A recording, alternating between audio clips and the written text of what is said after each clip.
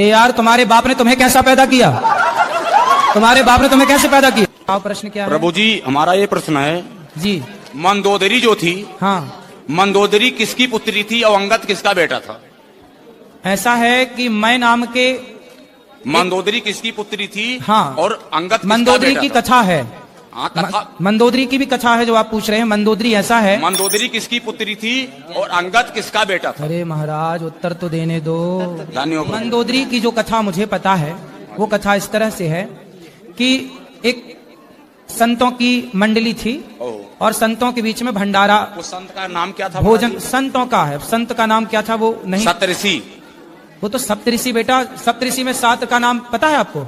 कश्यपोत्री वशिष्ठ विश्वामित्रो गौतम जमदग्नि भरद्वाज। ऐसा है, ऋषि कह देने से, ऋषि कह दो तो सब हो गया। हाँ जी महाराज जी। तो संतों का वहां भंडारा था, हाँ जी। भोजन प्रसादी बन रहा था भगवान के लिए। तभी वहां पर एक जहरीला सांप आया और खीर में जाकर के वो सांप गिर गया, हो गई जहरीली। अब वो खीर परोसी जानी थी संतों को। अब संत खाते तो सारे साधु मर जाते। ये बात वहां पर एक मेंढकी देख रही थी। मेंढकी जाके उस खीर के पात्र में कूद गई और वो तो जल के मर गई, चूंकि गर्म थी। संतों को लगा भाई ये तो अशुद्ध हो गई खीर, चलो फेंक देते हैं। तो जब खीर फेंकी तो उसमें से सांप निकला।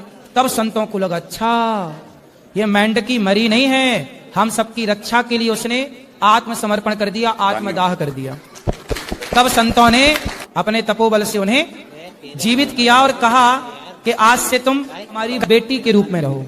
तो संतों ने उसे अपनी पुत्री के रूप में प्रकट कर लिया और वही जाकर के रावण की पत्नी बनी, मंदोदरी कहलाई। नहीं महाराज जी, वही है महाराज जी। रावण जी की पत्नी तो बनी, हाँ, लेकिन सप्तऋषि के यहाँ थे मेढकी से तो मंदोदरी बनी, ठीक है, एक लड़की बनी। हाँ, तो टाइम तो लगी उसको। हाँ तो टाइम लगा ना, टाइम जब लगी तुरंत उनके थोड़ी ब्याह हो गया। 2 शिष्य भी थे महाराज जी। किसके? 2 शिष्य भी थे सप्तऋषि के।